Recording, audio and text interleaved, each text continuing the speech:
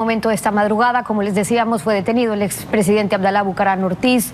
Hubo un allanamiento en su vivienda. La ministra del Interior informó que también 2 agentes de tránsito del municipio de Quito han sido puestos a órdenes de la justicia. Lo que se está investigando de por medio, el asesinato de un ciudadano israelí en el centro penitenciario, un ciudadano que había denunciado una vinculación con el hijo del expresidente. Y en contexto, el presidente Abdalá Bucaram Ortiz había reconocido públicamente hace poco que tuvo una conversación con ese ciudadano israelí asesinado en la penitenciaría durante el fin de semana. El audio de esa conversación fue filtrado en redes sociales, donde se escucha al expresidente Bucaram decir, entre otras cosas, que va a salir a ayudarlo a que pueda salir de la cárcel, porque tiene influencia también en los tribunales de justicia. No hubo ni siquiera necesidad de preguntárselo. De hecho, la rueda de prensa fue citada para eso, para hablar de los audios en los que se lo escucha conversar con el ciudadano israelí Shai Dahan. Esa era una etapa de nuestra defensa técnica por parte de nuestros abogados, el grabar la conversación con el señor.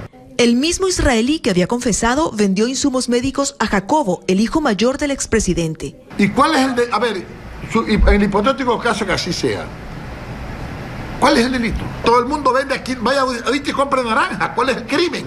Y el mismo israelí que el fin de semana fue asesinado en la cárcel. Mañana van a inventar a cualquier sicario y decir, yo fui, me mandaron a Bucaram.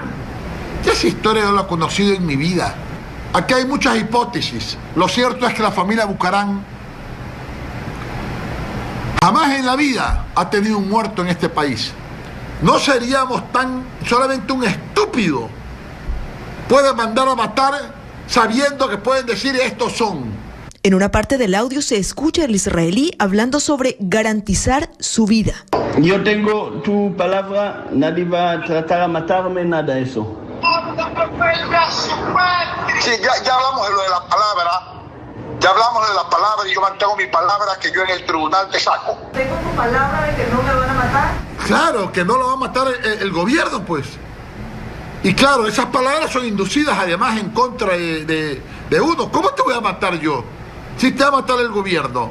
En los audios también se escucha a Bucaram hacer gala de su influencia en un tribunal judicial. Pero esos tribunales nosotros los podemos manejar. Con el Consejo de la Judicatura nosotros lo manejamos. Te voy a poner un abogado y para darle fuerza le digo, yo tengo influencias. Obviamente era una defensa técnica mía para que el chico confíe. Porque el chico ya no confiaba en su abogado, me decía, ellos solo me hacen hablar de Bucaram. Nuevamente habló de una persecución política contra él y contra su familia, y que Jacobo y sus otros hijos se van a presentar ante la justicia para dar sus declaraciones, solo cuando las órdenes de prisión que pesan sobre ellos sean levantadas.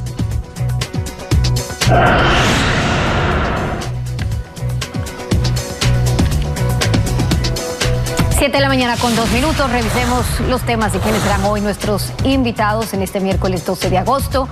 Nos acompañará Juan Carlos Ceballos, el ministro de Salud. ¿Cuál es el panorama sanitario después de que se alcanzaran estos picos regionales de la pandemia? La esperanza en una vacuna, en cuánto tiempo podríamos tenerla en Ecuador y el temor de la repetición de rebrotes catastróficos. Lo vamos a analizar.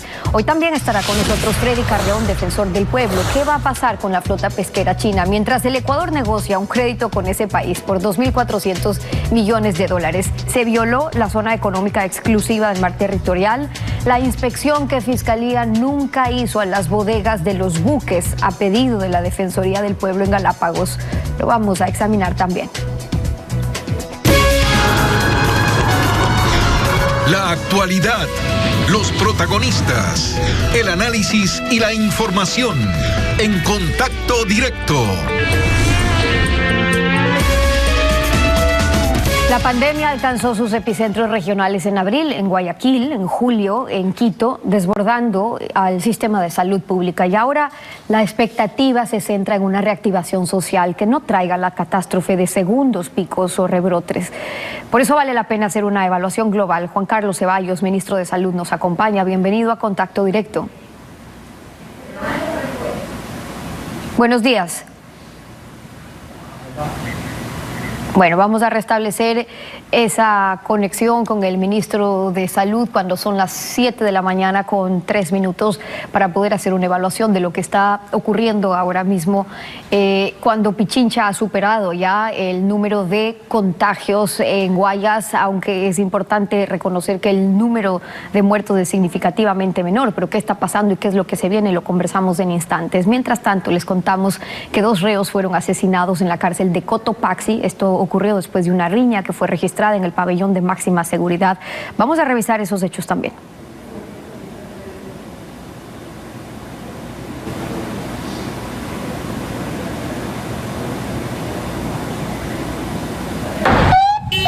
En las primeras horas de la tarde de este martes, ingresaron decenas de policías y personal de las Fuerzas Armadas hasta la cárcel de Cotopaxi.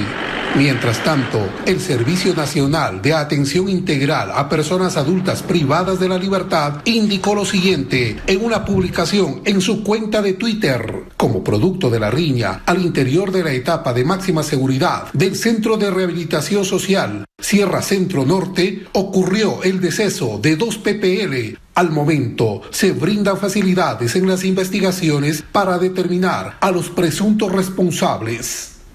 Los militares de la Brigada Patria iniciaron un operativo de control a vehículos y personas. También cerraron el principal acceso a la cárcel y desde el aire un helicóptero de la Policía Nacional sobrevolaba la zona.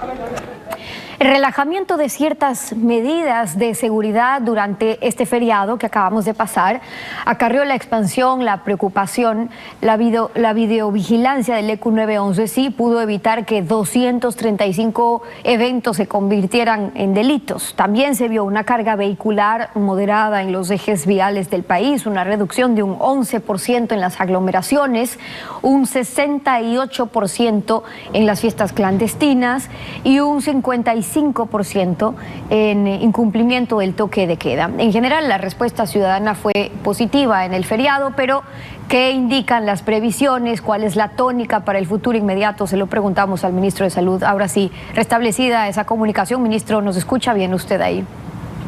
Le escucho muy bien, Stephanie. Buenos días. Muchas gracias. Buenos días. Y entonces, ¿qué es lo que se viene para los próximos meses? Bueno, yo creo que de todas maneras estamos en medio de una pandemia mundial, y lo que nosotros vamos a ver en el Ecuador, particularmente en la provincia de Pichincha, es una contención sobre esta ola de expansión de contagios, como la hemos visto en estas últimas 2 o 3 semanas. Es decir, estamos dentro de la capacidad sanitaria que la tenemos con las nuevas contrataciones, con los equipos que llegan de donaciones y de compras. Hemos mantenido esta estabilidad de los contagios, particularmente en Pichincha, pero también que está y se riega en todo el Ecuador. Luego de las experiencias catastróficas que vivimos en Guayaquil, lo que se vio en Quito, que si bien ha disminuido esa demanda, todavía tienen camas de cuidados intensivos a tope. ¿Va a depender de la ciudadanía el que haya rebrotes, o podemos decir que la carga viral ha bajado, que es de menor gravedad los casos que se están tratando ahora? Muchos de los términos que usted usa son los correctos. Es decir, lo que se vivió en Guayaquil hace unos meses no ha sucedido en ninguna otra parte del Ecuador. Esto está contenido, hay brotes, hay nuevos brotes, porque la expansión de cualquier enfermedad infecciosa, y esta es una de ellas, va progresivamente extendiéndose en el territorio ecuatoriano. Esto hemos visto, pero sí, la capacidad, la demanda de las camas está justamente arriba, al tope, digamos, pero no hemos dejado de atender ningún paciente. Todos los pacientes han sido atendidos, tanto en las áreas que hemos adaptado al efecto, como en las mismas unidades de cuidados intensivos. Tenemos disponibilidad de camas tanto hospitalarias como de unidades de cuidados intensivos, no solamente en Quito, sino en el resto del país. Ahora, la gente está un tanto confiada, pensando en que si muchas personas ya se contagiaron, si estamos reportando estos números de contagios en las últimas semanas también, decía, si ya hay un número importante de contagios, hay una inmunidad, pero ya hemos visto las distintas versiones o investigaciones sobre si se pierden los anticuerpos. Epidemiólogos diciendo que hay casos reportados de personas que tuvieron COVID y que se volvieron a contagiar. ¿Qué hay que aclarar sobre esto? La última parte no es correcta. No hay ningún caso en el mundo en el cual una persona que se le haya comprobado que tuvo la enfermedad haya vuelto a tener la enfermedad. Eso no ha sucedido. Respecto a esas predicciones de los epidemiólogos, muchas veces son erradas. Yo no he visto ninguno de estas proyecciones epidemiológicas hechas para Quito o para cualquier otra ciudad del Ecuador o para el país que sean correctas. Tienen muchos errores y causan un poco de incomodidad, obviamente a la parte del gobierno, que tenemos que defender las pruebas y los datos que son reales, y también a la ciudadanía. Tenemos una serie de indicadores, Stephanie. Mire, uno de ellos es el RO, o la tasa de transmisión, el número de transmisión que se hace. Estamos en Pichincha prácticamente, que hemos vivido una expansión, un brote en estas últimas semanas adicional, bajo 1 este momento. Tenemos camas hospitalarias, sí, como dije, hemos hecho todo lo posible como para contener esto, sí. Estamos yendo de una manera adecuada, pero lo que es importante también es que hay una corresponsabilidad que se ha hablado de la comunidad. No podemos tener fiestas, no podemos tener celebraciones de grados. Eso no es correcto, porque eso va a hacer que la expansión del virus aumente y tengamos un momento en el cual no podemos atender a todos los pacientes. Lo que usted nos está diciendo, por eso es que, ministro, es que no hay casos en los que se pueda confirmar que alguien que haya tenido la enfermedad la vuelva a tener. Luego, sobre la inmunidad, si es necesario hacer 2 o 3 meses después una prueba para ver los anticuerpos, ver si realmente están protegidos o se ha desarrollado esa inmunidad. Eso es necesario, y pregunto porque estamos, por ejemplo, en Guayas, después de 3 meses de que ya ha ocurrido ese pico grande de contagios que tuvimos. Entonces le ratifico, ninguna persona en el mundo que ha tenido la enfermedad ha vuelto a tener la enfermedad. La segunda es si hay un desarrollo de los anticuerpos, hay una inmunidad, tanto personal como comunitaria, que se ha dicho. No está en ninguna parte del mundo programado como para que después de 3 meses se vuelvan a tomar las pruebas para ver si existen anticuerpos. Eso no es una recomendación para hacer, se asume que hay. Hay un estudio inglés que dice que los anticuerpos, que expresa que los anticuerpos han disminuido en esa población. Lo que nosotros tenemos acá en el Ecuador, los datos iniciales que los hemos venido trabajando con Alemania y que los hemos venido trabajando aquí en el Ecuador, es que los anticuerpos se mantienen luego de los 3 meses. Quizás se deba a que nuestra población es bastante más joven, es decir, tiene una mejor respuesta inmunológica que la población británica a la que hice referencia. Hay varias iniciativas internacionales, ministro, para encontrar una vacuna. Rusia acaba de anunciarlo esta semana con los reparos de la comunidad internacional a propósito de si ya se han cumplido las fases. Pero la gran pregunta para nosotros es ¿cómo va a tener Ecuador acceso a esa vacuna y cuándo? Porque ya se ven los convenios que los distintos países están haciendo estas compras anticipadas un poco de la vacuna. Hay listas de esperas, hay criterios de prioridades para dar la vacuna. ¿Qué gestiones estamos haciendo sobre eso? Todas las gestiones que se puedan hacer o que se debían haber hecho se han realizado. Esto es extremadamente importante porque esta es la nueva fase de la pandemia, la búsqueda de la vacuna. Pero la vacuna tiene que llegar al Ecuador de una manera oportuna y tiene que llegar de una manera en que los precios sean razonables. Tenemos todo un plan que se ha desarrollado y en esto quiero incluir a la empresa privada, por ejemplo, a la academia y al gobierno, que vamos a trabajar juntos en una iniciativa para conseguir la vacuna, distribuirla, establecer las prioridades que van a ser los médicos, el personal de salud que está trabajando con los enfermos en primer lugar, también a los militares, a las Fuerzas Armadas, a la policía, a la gente que tiene mayor de 65 años de edad y que tiene riesgos. Las personas con discapacidad también van a ser la prioridad.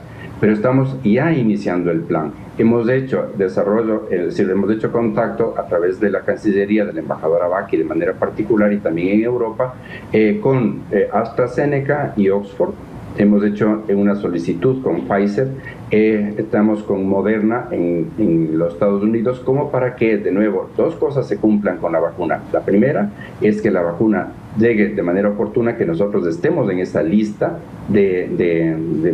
para obtener la vacuna, y segundo, que se pueda ser distribuida de una manera oportuna y a un precio asequible. Esas son las condiciones que estamos haciendo en la vacuna. Esta, como digo, es la nueva fase y vamos a trabajar duro para que nosotros recibamos la vacuna de manera lo más pronto posible. El ministro de Salud, Juan Carlos Ceballos, acompañándonos hoy en Contacto Directo. Muchas gracias por haber estado con nosotros. Encantado, Stephanie. Buenos días. Buenos días también. 7 de la mañana con 14 minutos. En pocos minutos hablamos sobre esa inspección que Fiscalía nunca hizo a las bodegas de los buques chinos en la zona económica exclusiva. Un pedido urgente, además de la Defensoría del Pueblo en Galápagos. Ya está con nosotros el defensor del pueblo, Freddy Carrión. Volvemos con él. No se vaya. Desde el amanecer, la comunidad debe estar informada. Gracias por seguir nuestra sintonía. El 26 de julio, el delegado del Defensor del Pueblo en Galápagos, Milton Castillo, le solicitó a Fiscalía que haga una inspección urgente a las bodegas de los barcos de la flota pesquera china en la denominada zona de explotación exclusiva para verificar si se encontraban transportando especies protegidas. Nos acompaña ahora Freddy Carrión, el Defensor del Pueblo. Bienvenido, gracias por estar con nosotros. Buenos días, Steffi. Un placer y muchas gracias por la invitación. Buenos días también y gracias por acompañarnos. Se invocó activar los tratados de cooperación penal internacional, los tratados también de instrumentos internacionales sobre las especies protegidas. ¿El agente fiscal de Galápagos atendió este pedido o qué pasó? De hecho, no, Stephanie. La Defensoría del Pueblo no solo pidió un acto urgente, sino que además se pronunció exigiendo que el gobierno nacional eleve un reclamo formal a nivel diplomático sobre la presencia de más de 260 buques pesqueros de nacionalidad china que indudablemente se encuentran en la zona económica exclusiva, en el margen de esta zona, pero indudablemente existe el riesgo, por los antecedentes lo decimos, de que se esté pescando de manera ilegal a especies que se encuentran protegidas. Lo mismo exigimos de parte del Ministerio de Ambiente y de Agua para que se establezcan los debidos estudios que permitan determinar el impacto que tiene este tipo de pesca y directamente a la Fiscalía General del Estado para que a través de un acto urgente que se encuentra previsto en el Código Orgánico Integral Penal podamos realizar una inspección a las bodegas de estos barcos, porque estamos seguros, Estefan, de que este tipo de barcos en sus bodegas se encuentran con especies protegidas capturadas ilegalmente. No olvidemos lo que pasó en el año 2017. Hace poco el canciller anunció que China había aceptado que sus barcos sean supervisados en alta mar. ¿Qué pasa entonces con eso? Lamentablemente no se ha realizado este acto urgente. Si hay esa disposición del canciller o esta comunicación del canciller, con mayor razón se impone la obligación de realizar mediante un acto urgente, porque es muy posible que se haya cometido un delito ambiental en donde la extraterritorialidad de la ley se impone, porque estamos hablando de especies migratorias que no reconocen nacionalidad. No olvidemos lo que pasó en el 2017, Steffi, cuando se capturó a este barco chino, al Yulu, en el caso de este barco que encontraron en sus bodegas tiburones martillos, que son especies protegidas. Esto es muy importante reconocerlo, porque es muy posible. ¿Ustedes creen cuando Defensoría hace el pedido y finalmente no se lo realiza, creen que esto responde a una orden superior o qué pasa ahí? Lamentablemente desconocemos cuál es el argumento, según lo que ha manifestado el Procurador General del Estado, que se trata de aspectos territoriales, de que nuestro Código Orgánico Integral Penal no puede imponerse sobre aguas territoriales. Pero yo le recuerdo que tenemos una Convención de Naciones Unidas del Derecho al Mar, tenemos también la Declaración de Nueva York de 1982 y varios instrumentos internacionales que protegen la biodiversidad, la conservación de las especies. Y esto es es muy importante porque aquí se impone un concepto de extraterritorialidad cuando se está afectando el derecho ambiental, que no solamente es a nivel de las aguas territoriales del Ecuador, sino que indudablemente tienden a proteger a las especies migratorias que no solamente pasan en la Reserva Marina de Galápagos. ¿Usted nos recuerda lo que ocurrió en 2017, cuando la flota china también argumentaba que había pescado fuera de la reserva? Este argumento es el mismo de siempre, incluso cuando se sancionó al buque chino, donde se encontró esta pesca ilegal, esas 300 toneladas de pesca, más de 200 ejemplares eran de tiburón martillo. Ahora nuestras autoridades dijeron que estaban pescando en aguas permitidas. Ahora, ¿están amparadas las especies protegidas por la pesca en alta mar, aunque sean de libre navegación internacional? Hay una situación que es importante considerarla, Steffi, y es que este barco chino, el Fu Yuan Yuli, cuando fue detenido en la zona exclusiva económica insular, pero según lo adujeron las personas que se encontraban dentro de la tripulación, decían que esta pesca se había hecho en alta mar. Nunca se llegó a comprobar que se haya capturado dentro de nuestras aguas territoriales. Esto es lo mismo que está pasando. Estamos hablando de que China tiene una flota pesquera de la mayor depredación del mundo. Viene desde Argentina con el calamar gigante, con Chile, luego ha pasado a Colombia y Ecuador, que es muy apetecido el tiburón, sobre todo el tiburón martillo, que es una especie protegida sobre todo por el tema de la protección a este tipo de especies migratorias. Frente a eso, es fundamental que con este acto urgente, pero sobre todo una presencia decisiva del Estado ecuatoriano, que no puede, bajo temas diplomáticos, que si bien son deseables, pero sobre esta actitud reiterada de estos buques pesqueros chinos desde el 2017 tenemos inconvenientes, incluso mucho tiempo atrás, y ahora se vuelven a presentar los mismos incidentes. Esto exige de una medida que permita verificar y del encontrarse especies protegidas la sanción respectiva bajo nuestras normas nacionales, que en este punto tienen un efecto extraterritorialidad para aplicar y proteger especies protegidas. Entonces, cuando la historia se repite, ¿qué es lo que usted nos dice?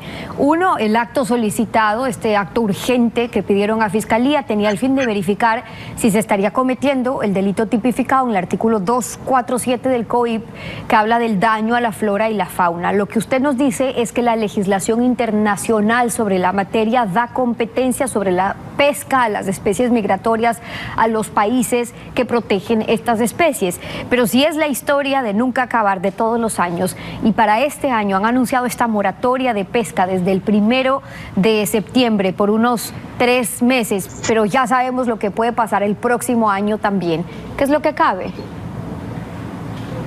Primero, aplicarla a los convenios e instrumentos internacionales. Tenemos competencia, porque estamos hablando de que no se define un delito a nivel de las aguas territoriales o del continente como tal. Cuando vamos a aplicar el derecho ambiental, podemos aplicarlo inclusive fuera de nuestra jurisdicción nacional. Eso es algo que yo no compagino, no comparto la visión del Procurador General del Estado, porque estamos hablando de especies protegidas que indudablemente no reconocen límites, mucho menos nacionalidad.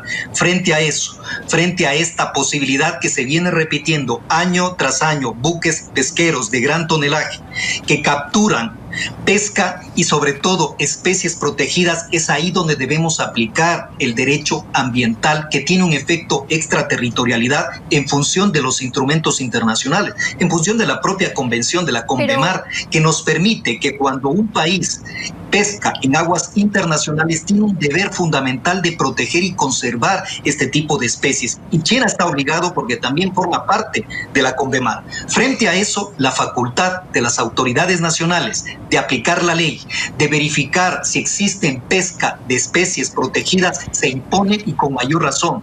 Desde el 16 de julio, Steffi, que se viene dando este hecho, se mantiene los buques pesqueros de nacionalidad china, y hasta tanto el Ecuador no ha hecho absolutamente nada, cuando bien podríamos detener esta pesca ilegal. Decía que lo que está visto es que la Defensoría también ha dado abundante argumentación sobre las convenciones internacionales que asisten al Ecuador. Y en medio de esto, ayer Cancillería anunció la incorporación a la Global Ocean Alliance, que está fundada por Gran Bretaña, que tiene a 26 miembros, incluidas algunas ONG.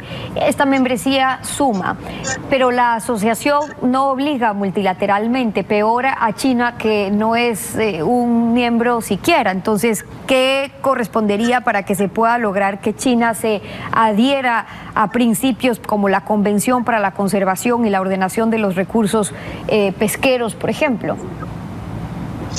Primero tenemos que analizar de que estamos hablando de la protección de una biodiversidad de especies protegidas que se encuentran al amparo de organismos, de instrumentos internacionales.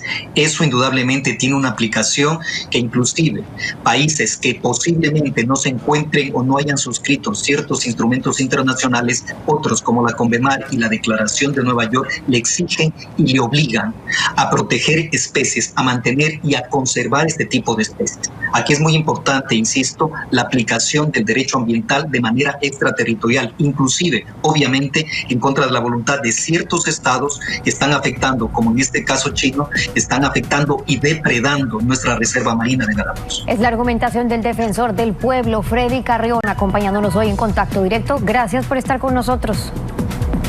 Un gusto, Estefi. 7:27, pausa y regresamos. Televistazo Estelar, información. Comunidad.